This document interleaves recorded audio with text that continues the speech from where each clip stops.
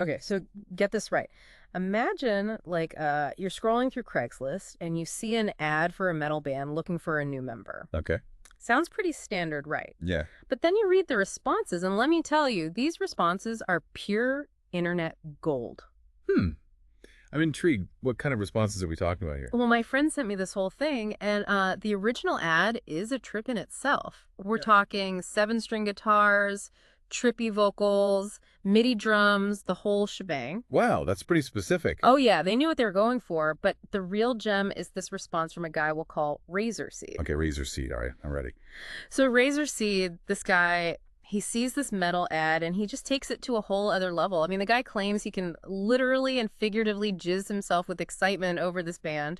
He compares himself to Neo from The Matrix. But get this. He claims his singing is so powerful, he throws nets on the audience at his shows. He throws nets. Like what? To protect them. Exactly. Nets. I mean, who even... That's amazing. What is going on? That's what I'm saying. It's like he's trying to out-metal the metal ad itself. And it gets even weirder because pretty soon, Razorseed, he starts calling himself N-Seed. N-Seed. Yeah, like a stage name or something. And suddenly he's living it up on a yacht. Okay, now this is getting interesting. A yacht. Huh? Oh, yeah. And not just any yacht. We're talking top-of-the-line luxury. And he's dropping names like Aleister Crowley. Like, it's nothing. Wait a minute. Is this the same guy who was throwing nets on people a minute ago? The one and only. Oh, and did I mention the condiment empire? The what? Yeah, apparently N-Seed is also making bank selling his own secret condiment recipes. Okay, you're kidding me, right? This is too much. I'm telling you, this is gold. It's like he took every single over-the-top image and crammed it into this online persona. It's like a caricature of an online persona. Yeah. You also have to admire the dedication to the bit. Right. But then there's these details he throws in that make you wonder if he's even trying to be serious. Like what? Well, next time we're going to delve deeper into some of these details, and trust me, it gets wild. So we were talking about N-Seed last time and all his, eccentricities. Right, the yacht, the condiments, Why, the net throwing. Oh, yeah. And speaking of eccentricities, it gets even weirder. Remember how he was obsessed with The Matrix? Yeah, I think he compared himself to Neo or something. Yeah, well, that Terminator thing pops up again, too, and not just like a passing reference. It's like he's really fixated on it. Interesting. It does seem like he keeps circling back to those specific movies. It's like he's trying to tell us something, but the code is like totally bonkers. And then there's the boat. It's not just a yacht anymore. Oh, no. What happened to the yacht? It's like Noah's Ark now, but instead of animals, it's mostly, and I quote, poontang. He actually says that poontang. Word for word.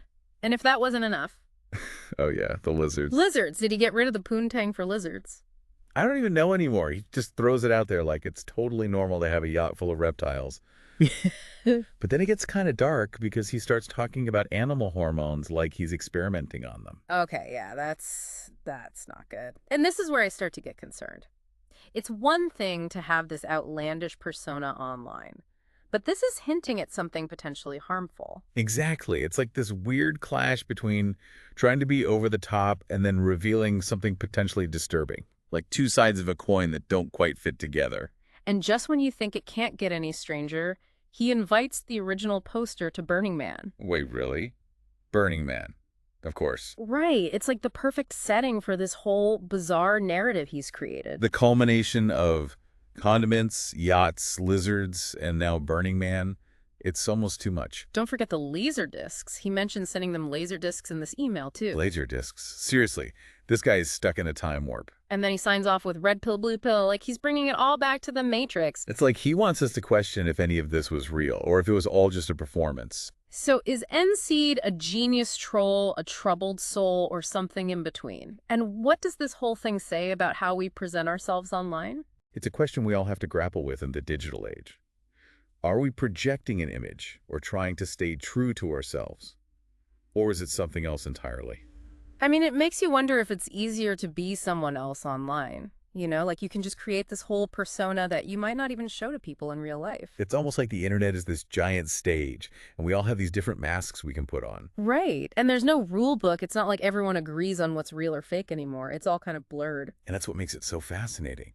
From a psychological perspective, it's like this whole new realm of human behavior. So is it always about trying to deceive people, though?